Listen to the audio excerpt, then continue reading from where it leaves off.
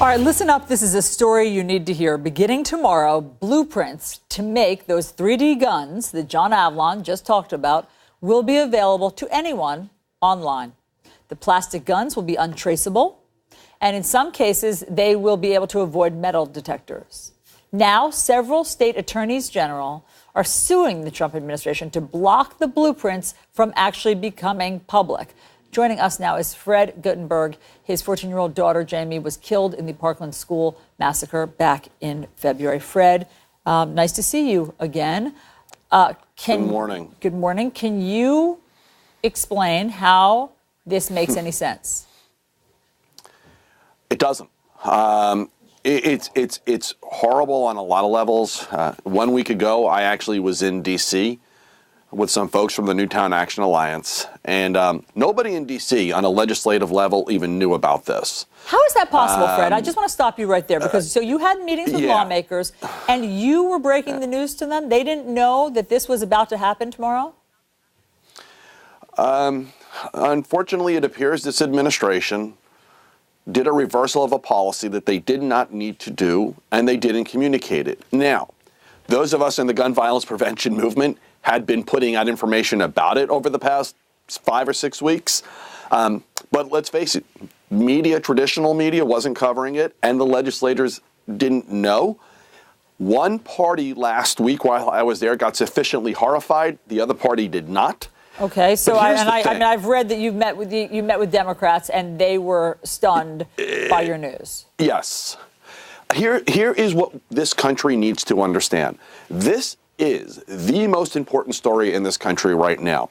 What this administration did, and they did not need to do it, is they actively rolled back the public safety of citizens in the greatest way ever in my lifetime. The president's job is to defend the homeland from domestic and foreign threats.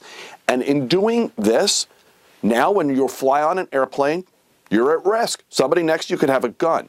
When you go into a government building to visit a legislator, as I explained to the legislators, starting this week, somebody sitting across from them may have a gun. If you go to a sporting event, somebody next to you may have a gun. All of the talk of hardening schools that came out of what happened in Parkland and previously, not going to matter anymore. Someone can now walk in with a gun. There was no need to do this, and the problem is this was a purposeful decision by this administration. Why? Why? What's the motive? When you were on Capitol Hill, why? What did you learn about why they would do this? Look on the website. The website of the company they did this agreement with specifically says their goal is not to defend the Second Amendment, it's to expand it. If you look at it that way, this puts an end to the talk of what gun safety looks like, because now if you're underage and you want a gun, you'll get it. If you can't pass a background check and you want a gun, you'll get it. If you're potentially at risk of a red flag law and you want a gun, you'll get it.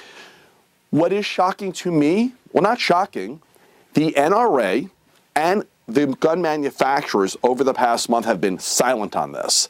And I've tried to get them to state their opinion. And I think part of the... I just want to ask you about that, because that seems like a good route to go down, that the gun manufacturers, traditional gun manufacturers, would not like this eating into their market. And so it seems as though you would be able to get their attention. The problem is there's nothing preventing them from becoming the largest manufacturers of these undetectable weapons. I see. So, Fred, what is the answer? I mean, you have been, obviously, since the tragedy that happened in Parkland, you've been steeped in gun laws and what to do for cutting down gun violence. What is the answer to stopping this from happening? Well, we, over the past week, have been reaching out to the states across this country. The answer is right now, we need an injunction, and we need it today. We must put a stop to this agreement. That's the first step. Then it gives the legislators time to react and put a permanent stop. But here's the problem. This company has already broken the terms of this agreement. They were supposed to wait till tonight at midnight. They've been downloading these plans now since Friday. Okay, so over 1,000 sets of blueprints have already been downloaded, which means they've broken the terms of this agreement. And as far as I'm concerned, federal officials should be showing up to that building right now and shutting them down. Are lawmakers doing anything after your meeting with them and alerting them to this? The House is out of session, and the Senate is taking action. I mean, listen, they're getting the TSA involved, but they're limited because of the time. There's no time right now to do anything between now and midnight. They are preparing to do something, and they are preparing to pass legislation, but we need a court to impose an injunction. This must be stopped. And I will tell you, if anybody had any doubt about where people stand on their public safety and how to vote this November, look at this issue. This should be the defining issue of this election. This administration put us at risk, and they didn't need to do so. And we must put a stop to this. My daughter died. It was preventable. It didn't need to happen. Why would we add to that risk for others and make it harder to put in place common sense steps that already exist? Metal detectors are now going to be meaningless, okay? It didn't need to be this way, and we need to put a stop to this. So people need to show up and vote.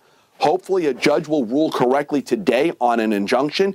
And yes, our legislators I will tell you what our legislators need to do going forward. Yep. They need to stop paying attention to the hourly Trump tweet, and they need to pay attention to the real news that's affecting us Americans. This did not need to get missed, and it did. And I am really annoyed about it. Yeah. But that includes the media as well. We all need to pay attention to these things. There's real things happening that affect us. This is the most important story in this country right now. Fred, understood. And we really appreciate you coming on New Day and sounding the alarm about this. We'll be following it closely all day. Thank you very much for being here.